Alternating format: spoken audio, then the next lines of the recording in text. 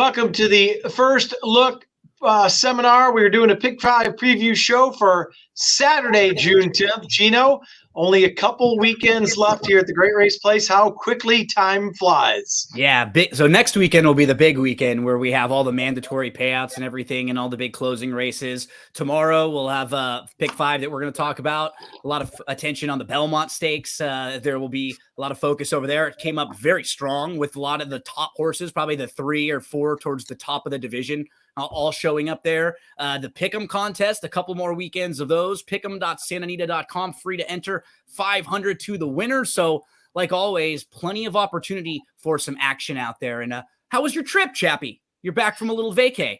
It was very nice. Went for a wedding, a family wedding. So got to spend a few days with the parents and then with the whole family in Chicago. Weather was terrific. So glad to be back, and great weekend of racing at Belmont, of course, Skip, but we're going to concentrate on Santa Anita, hopefully take down some money with only a few days left.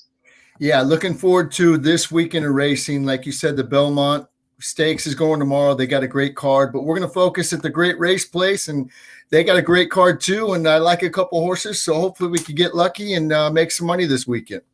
All right, let's get it rolling, boys. We're in race 6 at Santa Anita, kicking off the late Pick 5, maiden 20s, full field of 14. Gino, what are you looking at here? I think you're on mute, buddy. Can you hear him? Skip? I was. It's like the first time I've done one of these. The 7 Pars and Birdies is the horse who's on the top of my radar for sure. This horse debuted against Better on the turf against maiden special weights. I think we can just put a line right through that. The horse was having trouble loading and then just never really fired. Then the second start was sprinting on the dirt at this level, and it was good. It was a good third.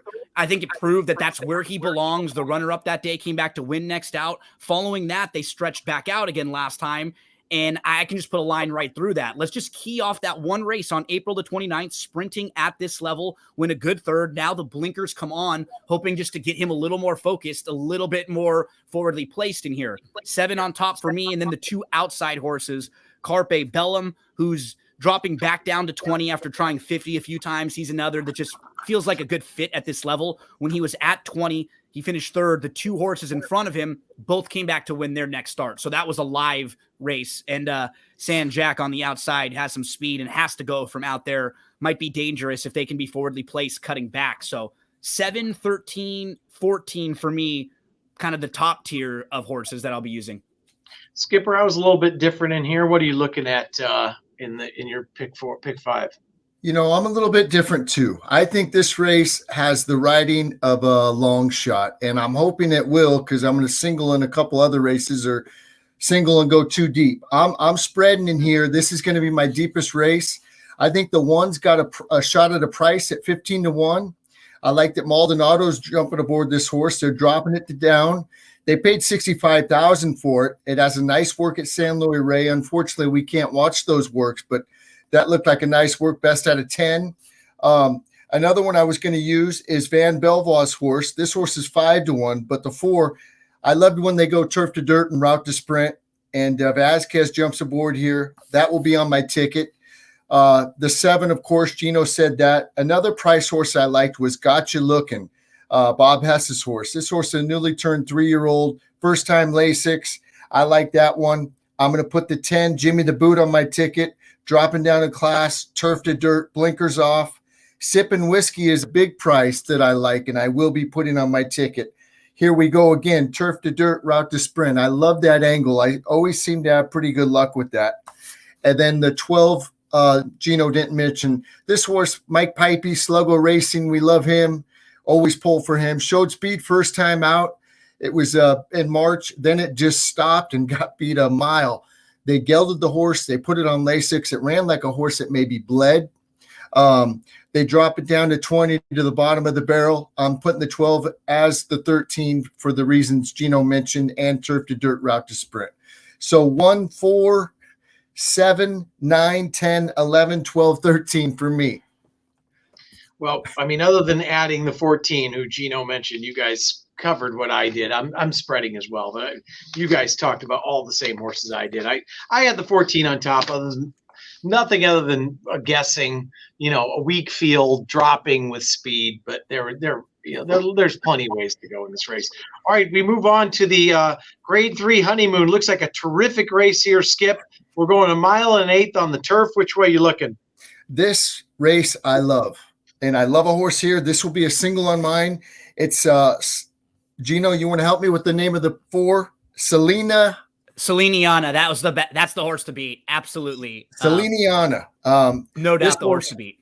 I watched she scratched out of a race. She was supposed to run in a stakes race at Penn National last week. They scratched out of that race to come over here, and she was 10-1 on the morning line in that race, and she's a major player in here.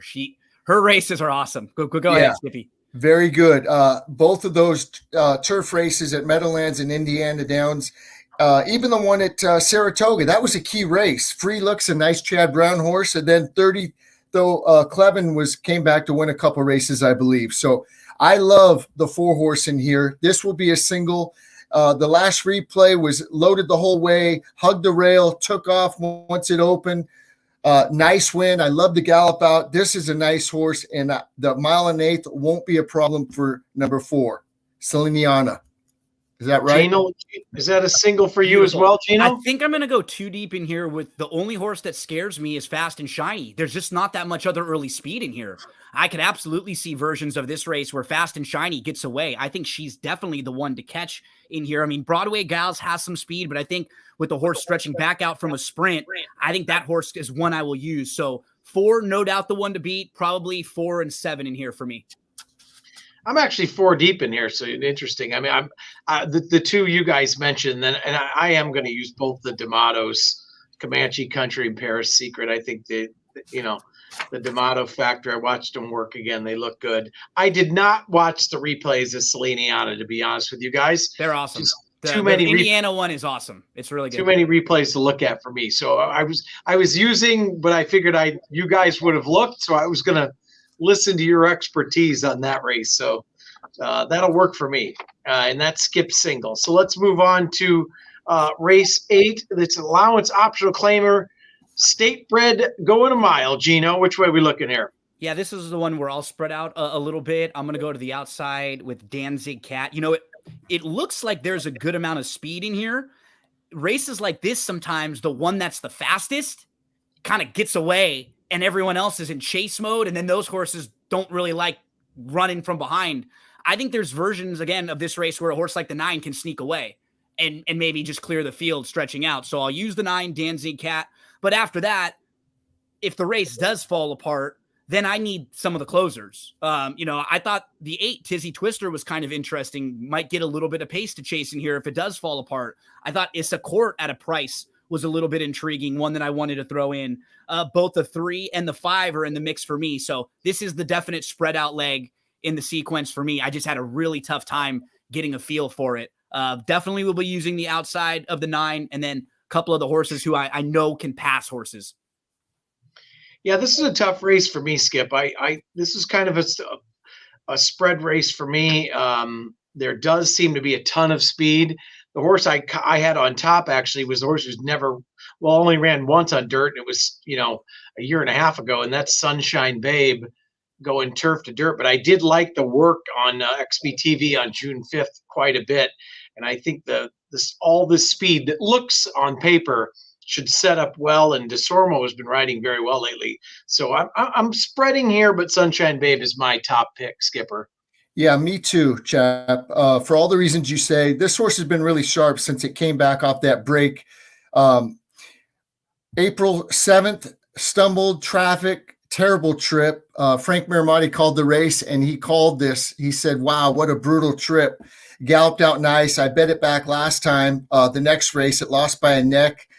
And then I bet her again last time, and she won. It was a dead heat.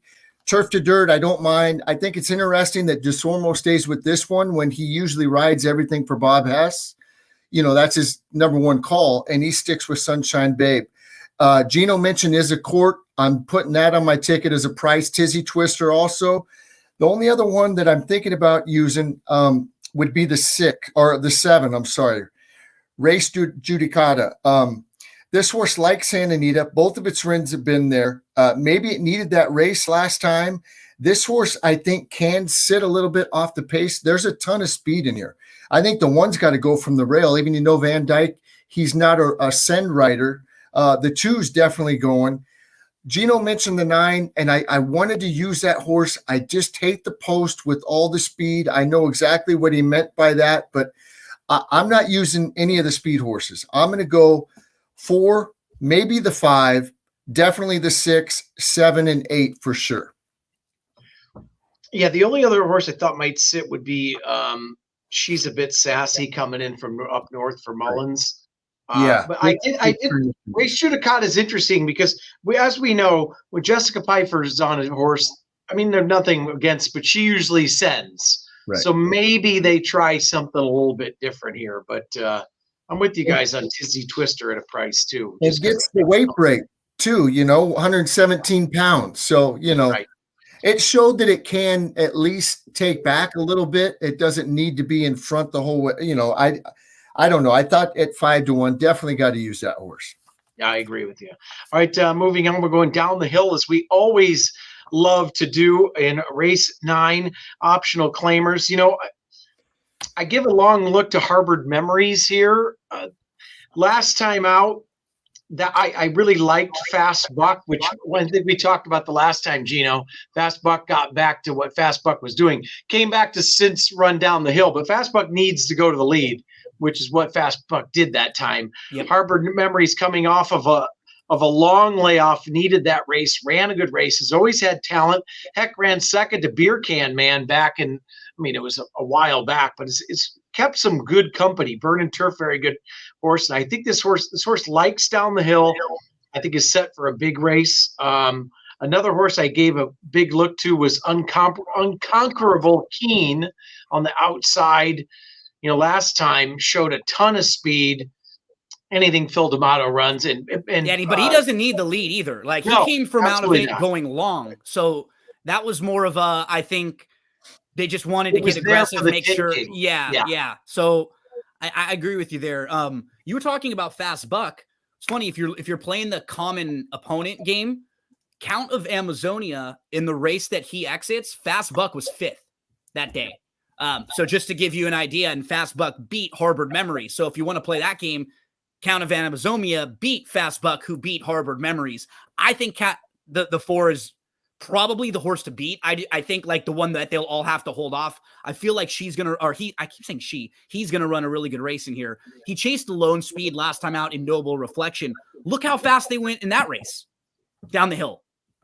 They went fast. They went like faster than that's why Fast Buck couldn't get the lead that day. They were going that fast. He couldn't even get the lead. So that horse just sort of ran everybody off their feet. I think Count of Amazonia sits the trip. You mentioned Unconquerable Keen. And then the horse who I don't like the draw, but I just have to use because he's really kind of quirky, but he can fly, is Goliad from the inside. And I think that has to be the game plan with him.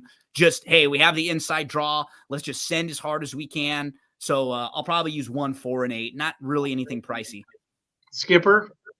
I like the horses that you guys mentioned. I will mention a couple long shots that I'm going to use on my ticket, and that's the 3 Johnny Padres. This horse had a ton of trouble last time. Tons of trouble. And Baraccio wins 40% when he claims. He's, stepping this horse up, but I don't mind. I got to use that horse just because of the connections, and he's been on fire. He's having a great meet, and I love the price at 12-1. Another one that I think I'm going to put on the ticket is the 7, Don't Swear Dave. This horse loves Santa Anita's turf course. 5 starts, 2 wins a second. It broke from the inside last time on the rail. That was at, the straight, but I think it needed that race, and I think this horse has got a big shot. It won down the hill before, and at 15-1, I got to use this horse on my ticket. I love those prices. My top play is probably Harbored Memories and Count of Amazon. Definitely the 8's on my ticket. The one I don't know. Probably, but definitely the 3 and 7 at those prices. Those are good long shots in this race. Boy, I wish I could remember what I just did because there was a maiden that runs Sunday that worked very well against Goliad. I'm getting all my XBTV workouts mixed up. So if I can get that back, I will throw it out there, but look for a maiden on Sunday for Mandella. Let's go to the 10th and final. Gino, 1.8 on the turf. Starter allowance, which way you heading here to close it out? Hopefully we're alive for a lot of money, and including a lot of money. I'd be interested what you think about. Now, this is the one I can't pronounce. Ghazali, who shocked the world, but I think a few people had some shekels on that the last time. It's 16-1. They paid over $1 million for Vlado Serin last time out. Is that on your ticket, Gino? I'm not even using, to be honest. I've got 3 horses in here. The one that wasn't going to win last time, he was going to finish in the top 3. No doubt about it. It was the horse that Skip and I liked a lot, and that was 7 Charms.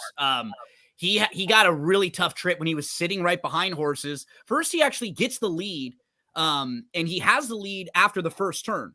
And then the two horses to his outside end up going really fast, and so he just takes back. It was really weird. It was like a harness race. So all of a sudden, he's back now in the 3rd spot. He drops 5 lengths back. Then he comes on again. He comes all the way back up to 2nd. He has to try to move off the rail in between horses, and he got completely shut off right there. Now, there was at least 1 horse that was moving better than him, and maybe 2. But he was going to finish in the top 3. No, like he was going to. So that's the thing, is that he would have run a lot better. I'm not saying he would have won, but I have to use him here again because with a different trip, he's just much, much closer. I'm 9, 10, 11 in here. Those are my 3. I think 9, 11 Turbo, who got DQ'd last time out, was rolling and just got the momentum built up, and it was sort of unlucky. And then you got Hudson Ridge, who's going to go 2nd start back off the short break. Kind of stumbled at the start, was sitting 4th, about 5 lengths off, traveling pretty well down inside, but kind of had to wait, got a nice opening, and then moved in for 3rd. 9, 10, 11 for me to close it out. I'm 8, 9, 10, 11. So, Skip, you got anything else you want to add to that list? I'm going 8, 10. I like Silver Charm a lot. You know, this horse, Gino said it. We liked it last time. Are we back at 98? Was it 98 Silver Charm? Charm? 96? I was going to say 96. Yeah. Although Silver Charm was one of my favorite horses, the gray horse, man. That horse was a fighter. It never won by a lot, but it always would get that nose down at the wire. It knew where the wire was. Silver Charm and Free House. It's Belmont weekend. Right. That's why, of course. So 7 Charms is my top play. I love that McCarthy, who's been doing very well lately, puts DeSormo on. I think DeSormo will fit this horse great. Came back and worked nicely on the 2nd, June 2nd, after that race. I love that. I got to use 8 also. I went back and watched the replay. It was a nice replay. This horse has got a turfy action. It's got a big, long stride and never tried the grass. I think this horse is going to really like the grass. So I'm using 8 and 10 on my ticket. That's it. I can tell you right now, the 8 was sneakily very, very well meant last time out. Right. That I know for a fact, but I didn't know till it was after the betting was done. But there were some people who did very well on that horse. Let's put it that way. And your 7 Charms, I agree with you guys so much. That horse needed the race. Won't be on the lead this time. DeSormo should fit that horse like a glove. Should sit just off the pace. Would not have won, but got absolutely annihilated late and would have finished 2nd or 3rd. So a definite use. I wanted to tell you, Vladimir Serin, man, he's been on fire. And when his horn is going good, do not leave him out. It doesn't matter what price they are. So I just had to mention that. Yeah, no question about it. We got through pretty quickly. Do you have a thought on the Belmont for tomorrow? Did you look at all? Do you have any opinion on the race? I've no clue. Tomorrow morning, I might give you an idea. I still have plenty of work to do for Santa Anita. So tonight, I shall open up the Belmont. If you two have a pick real quick, we will talk about it tomorrow morning on the Morning Line Sports Show, AM 830 KLAA, TML AM 830.net from 8 to 9 Pacific. But top pick for both of you, Skip, Belmont? anything? I like Tapit Trice. I bet this horse in the Derby. Everybody says it didn't have a bad trip. Bologna, it didn't have a bad trip. It broke a little slow, which he always does, unfortunately. But I think, anyways, then he starts making a move and he gets stopped again. This isn't a horse that could get, start, stop, this horse has just got to go to the outside and just keep that long stride. He's just a grinder. I think the 1.5 miles will be great for this horse, and those sweeping wide turns at Belmont. I think he's going to love Belmont Park. I like Tapit Trice a lot tomorrow. I've been watching this horse in the mornings. He looks unbelievable. He looks great, and that's my play. He's a little cold on the board early too. Earlier on, it looked like he was floating up a bit. I think he was like 5 or 6 to 1 in the early wagering. I think Angel of Empire is the horse to beat. He's just done nothing wrong. He has no knocks on him. They actually put the blinkers on, which is a little strange. After he's run so well, they just want to get him a little bit closer. And they say he's been training in it all along and he's been training well in it. But the horse who I'm going to bet and I'm going to use in all of my exotics is Hit Show. I think it's a really good spot for Hit Show. You know, you start diving into his career. He hasn't done a whole lot wrong. After he won the Withers, he was right towards the top. That was one of the more impressive prep wins at that time. Then he skipped the Gotham. So he probably needed the race a little bit in the wood. And he had some trouble in that race. But I will say, he still should have won. He lost to a bomb, a big long shot in the Wood Memorial. But it wasn't an easy race. So even though he still should have beat that horse, when you look back after, he had a tough post. Horse was leaning on him. He had some traffic. And then he came back in the Derby. I thought he ran really well. He drew the rail. He kind of showed me that he's a little versatile, like he's a little maneuverable. They kind of asked him to move a few different times. He moved really early into the fast pace, and he actually hung pretty well. He finished 5th in that race. On speed figures, he's improved in every race in his career. If he just improves a little bit, one more step forward, that puts him right there with the rest of this group. I think he's a big player in here, so he's going to be in the mix everywhere for me. Of course, I like the Angel of Empire going into the Derby, but that will not be my pick until I release it tomorrow because I reserve all right to look at tonight. I have not looked at anything yet for Belmont. So, all right, gentlemen, well done. Let's get it home tomorrow. And tomorrow morning on the Morning Line Sports Show, we'll concentrate once again on Santa Anita and the terrific Belmont card. So thank you, gentlemen. And go ahead, Skipper. And don't forget, we got Edzo on to talk to Stanley Cup playoffs. The Series 2-1, Game 4 tomorrow. So I can't wait to hear his thoughts on the Stanley Cup and, of course, the Belmont Stakes. So please tune in. Absolutely. All right, gentlemen, good luck, and we'll talk again next week. Good luck, folks. Thanks.